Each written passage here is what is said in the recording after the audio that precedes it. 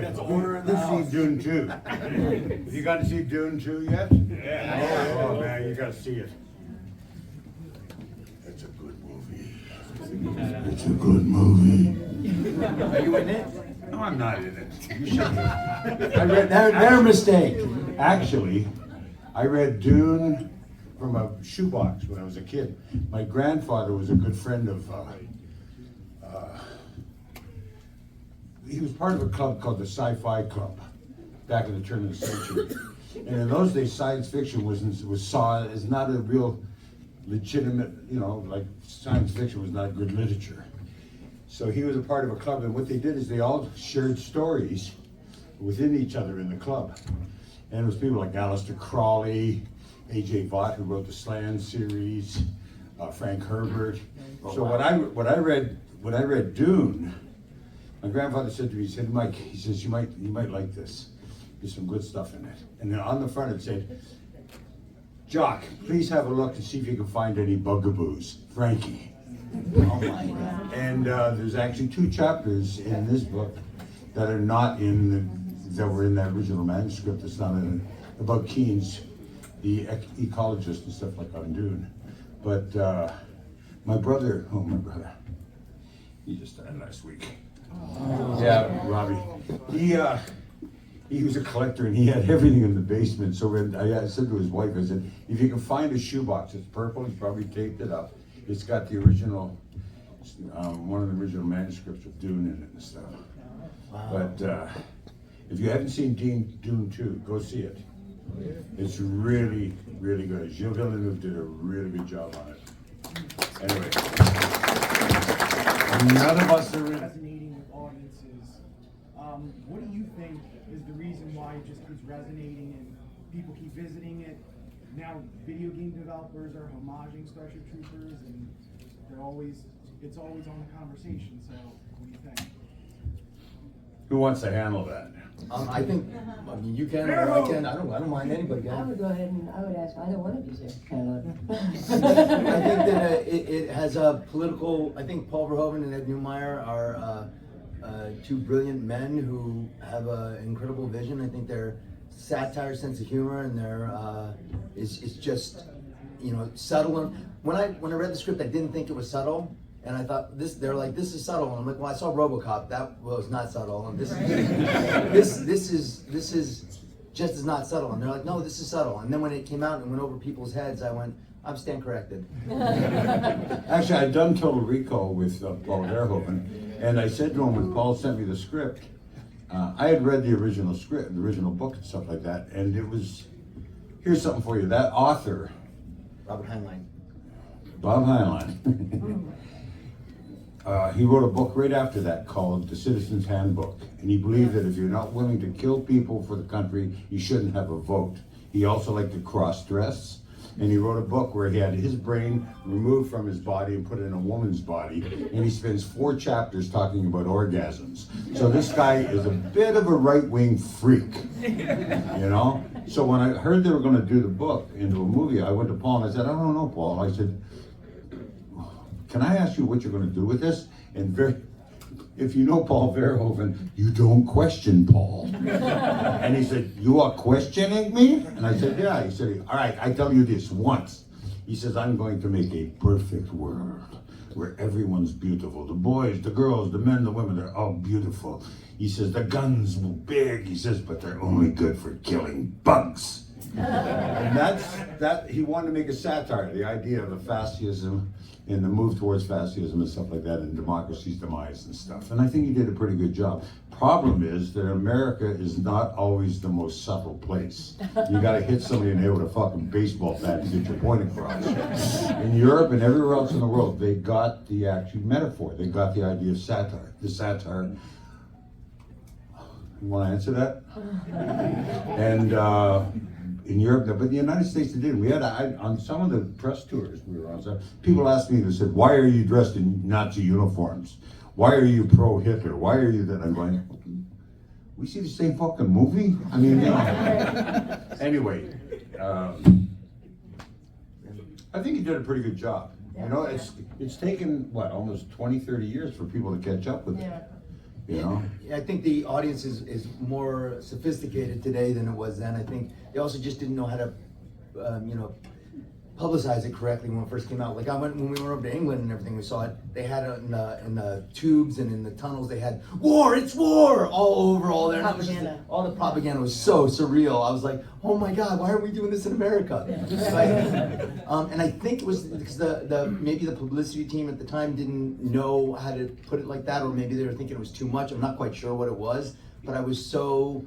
I was shocked that it didn't, but it just has held up. Unfortunately, because the political climate that's still in here, it's held up really well. Well, look at how subtle are you when you got Doogie Howser with his hand inside the orifice of a giant bug, and he says, "It's in pain," and everyone cheers. That's not very subtle, you know? Any good Neil Patrick Harris stories on the set?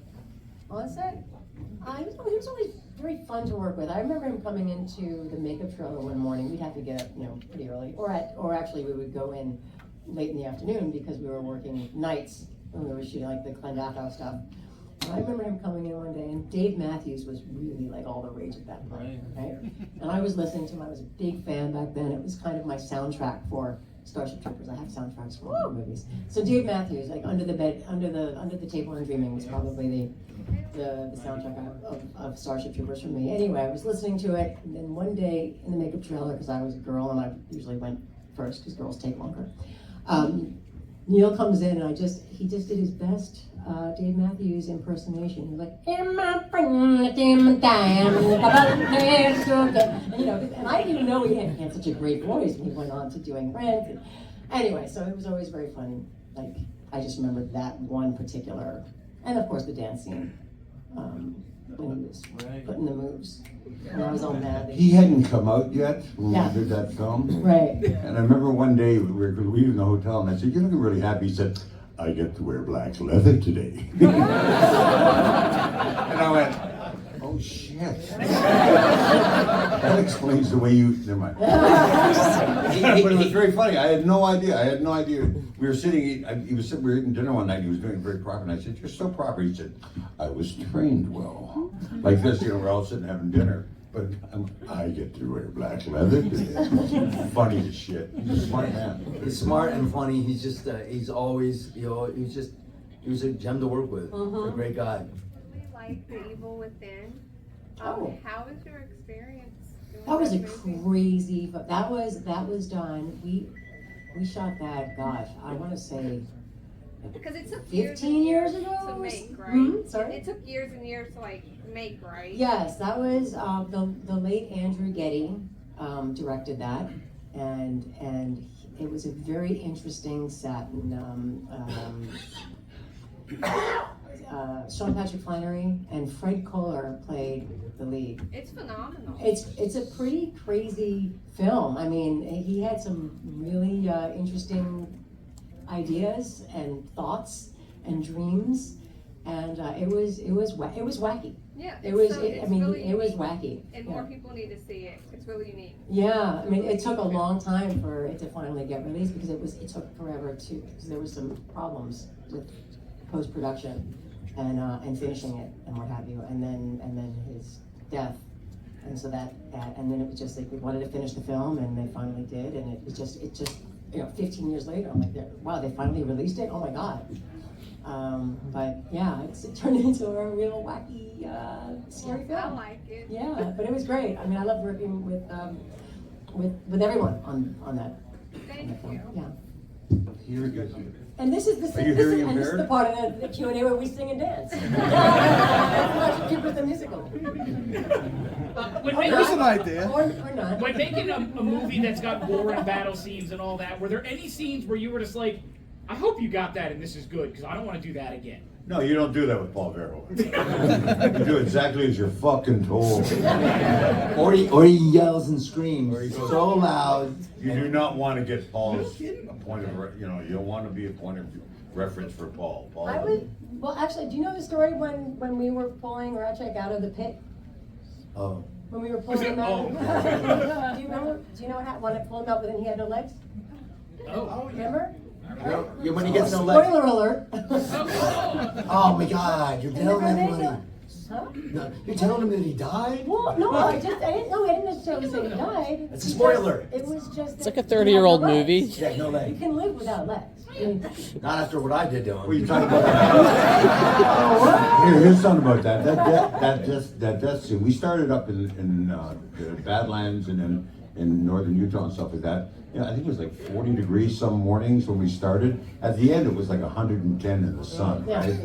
And we're in these Velcro suits that did not breathe, so you sweat a lot.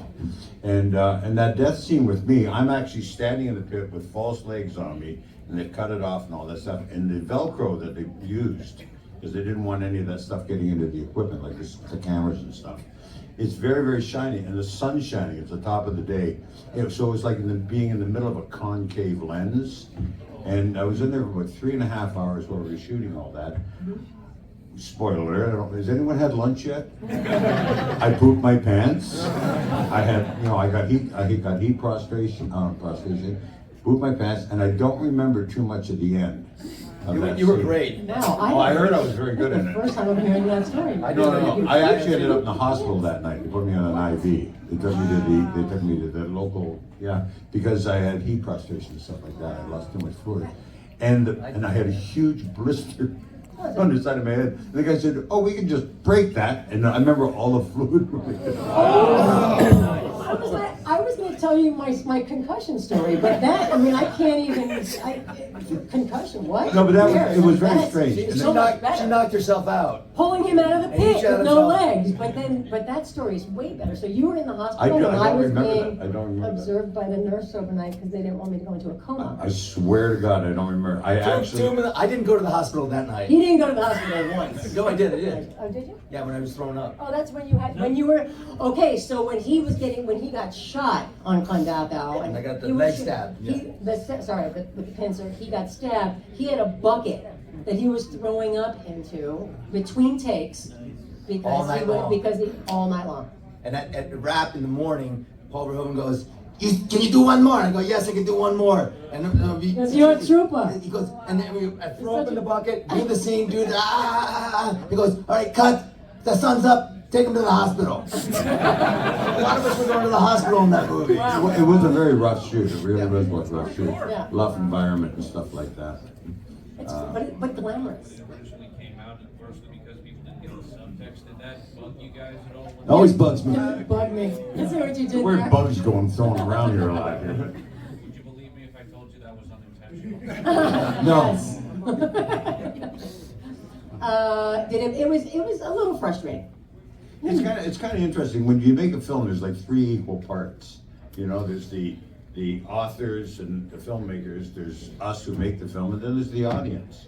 It takes 2 out of 3. If 2 out of 3 go in a different direction, there's nothing you can do about that. You It's know what kind I of mean? like I would like to use As it- Marcel Duchamp said that. So. As I said, it's like a cooking metaphor. You know, you can have a recipe and then have one chef that creates the recipe one way, and then whoever's going to eat that recipe, everybody's going to have a different opinion. And you might have a bunch of different dishes. You might have a different interpretation of what you think it's going to be. When you're looking at it, you're like, oh, it's going to taste real good, and then it tastes like shit. But, you know, or the movie, you can read something and think that it's going to, you know, it's going to be really great and translate very well on the screen, but then you have a director that may not know what he's doing, but Paul obviously does. Or you can have the ingredients with the actors that, you know, some of us are good, taste good, some don't. Yeah, the short answer is yes. But we have 45 It was disappointing because a lot of people worked very hard on that. For almost 6.5 months we did that on that film. And to have, you know, and have somebody come up and say, "It's a piece of shit, it's a piece of propaganda Nazi shit." Right. You know, and say stuff like that on the street. It was kind of like, why do you go around and let everyone know your IQ? You know? Haters gonna hate. And if there's anyone here who thought it was a propaganda piece of Nazi shit, I'm sorry. You know, I had a guy that was at a con, and he was our MC, and he said to me, he goes, "Do you know that when I was a movie critic for Starship Troopers, when it came out for the Washington Post, I gave it 2 thumbs down." And I'm looking at him, and I'm like, he's doing this in front of the audience, and I'm like, huh? He goes, "And now, 7 years later, I watched the film and now it's my 3rd all-time best film. What do you think of that?" And I go, I think you're an asshole for giving me 3 stars. You're a movie critic, and now you're doing a panel. You tell me it's your 3rd favorite all-time film. Who's he working for now? I don't know what the Washington. No, that's why. I was like, so. I go, how did you miss it? He goes, I don't know. Maybe I was stoned. I go, then you should have loved it. It doesn't make any sense. You're not making any sense to me. Think of all the character actors in that. Clancy Brown. Marshall Bell. Marshall Bell. I mean, it's just... Rue McClanahan. Rue McClanahan, that's right. Like there were 3 movies. I'm sorry about that. I'm so sorry. Please, please. You watch that movie with clothes on, right? Depends It's on a which hard on scene. when he sees a spider. 20 minutes, you got it. I burnt the tape out. I'll just say that. This See, you just let us know how old you are. That's You're what- that's what- ape are. I'm 31. Yeah, you're in your Did you 30s. pause it anywhere? No, I didn't. Okay, yes, I did. Take any showers? Well, my question is more towards Casper. Yes. Okay, I'm like 7, 8, 9 years old. I have no concept of references, Easter eggs. So I'm watching Starship Troopers, Terminator 2, my 2 favorite movies growing up as a kid. And then I'm watching Casper and Wendy. And then there you are! Casper and Wendy. And all these women are like, Oh my God. Johnny, Rico, I want you so babes, I gotta kill some bugs. My head exploded. How did that come to be? So I had kids, and I was doing all these movies that my kids couldn't see. And I called up I go, I'm gonna go in. My name's Casper. I want to do the Casper movie, the sequels. And so I did, and I'm still friends with the director. So I did Casper 2 and 3, and just as a little cameo, I just went in to do it so that my kids could see something. My head exploded. Yeah, it was fun. That's my movie. You got the wrong fucking movie there. That's Scanners, yeah, his movie. He does this I exploding. wasn't even born when I did that. I love that movie. What's your favorite scene from the movie? What's your favorite scene from the movie? Everybody's favorite scene? I don't know. You know, the death scene was fun, but weird on the gimbal. Come back to me. Let me think. Circle back, please. Right, I have a couple that were my favorite, but when we do the Klendathu drop, you know, we're all in there, and there's all the drop ships there. There's 1,400 extras running, 30 actors, 30 stuntmen, huge crew, 200 whatever, and second unit crew, and all this. I'm looking over, I'm seeing Paul Verhoeven, Ed Neumeier, Phil Tippett, John Davison behind the monitor, thinking, oh my God, RoboCop, oh my God, we're so lucky. And then I had this guy as a mentor, and he doesn't know this, I'm gonna tell him right now, but over the years as an actor, the advice he gave me during this film, I still hear his voice. Don't make me responsible for your career. And that's the reason why I'm in the trouble I'm in right now. No, but I still hear his voice, and it's still been inspirational for me all these years later. He was he was a mentor for me then, still is. I love him to death, and I'm glad to be doing this with him. I'll give you a nice question later. Not a scene that's in the movie. My favorite memory from the film was actually with you and I. And we have that 8x10 where he's got all the bug goo on, all the orange stuff. And what happened in that was we were shooting that, and what happened is the camera's like where you are. I'm looking at the bug there, then I turn around and face him, and then Paul wanted to shoot the other side of my reaction here. And Paul's not a method director, and he's very, very much off a storyboard and stuff like that. And it was, you and I were doing this, and I said to Paul, I'd like to do a paternal kind of take on this. And he said, what do you mean? What do you want? It says we're doing this. I said, I know, but let me show you. And it was at the end of the day, remember? Yeah. And so I look at him and I say, he says, blah, blah. I said, good, I say my line to him, and then when I turn away, he has that whole paternal pride of what Rico had done. And then he takes a breath and turns around again. So when Paul shot it, he said, how did you do that? How do you change? He knew nothing about acting. And I'm not saying that as a joke. He had never considered the craft of acting. You know, how we can take one emotion, And, and I said, well, I can think of two different things here. I said, I can think about a certain amount of paternal love and stuff like that with my father and what he did with me. And on this side, my Uncle Joe, for example. And I said, so he says, could I change that? So we stood there, I think, if I remember right, for almost 25 minutes of him saying, if you did this and this, if you did this and this, and he kept, and he went, wow, that's really interesting. You know what I mean? He never had an actor be able to sit there and say, we can play more than just one thing, one emotion. And That's true. that, and the first time I walked into the Roughnecks on board, we were shooting over at Sony 6 months into the film, and they didn't finish the set. If you remember that, when we arrived, there was only 3 walls to the set. It was the bay, the infantry bay. And Ed Newmeyer said, I don't know what we're gonna do. We're on Steadicam. I can't blah, blah, blah, blah. And it was the introduction to my character as being now, Jean Ratchet, head of the Roughnecks. And I was sitting there listening to him, and Paul takes advice from nobody, Except for Michael Ironside. No, this is my second film together. A second film together, and I'm like that, and I listened to him talking and stuff. He says, the other set won't be ready for another 2-3 days, the other side of it.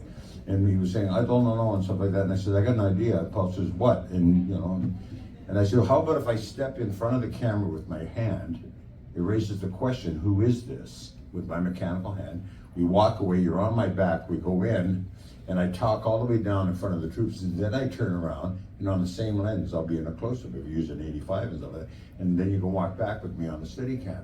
And Paul sat there, and I didn't even realize I had suggested this.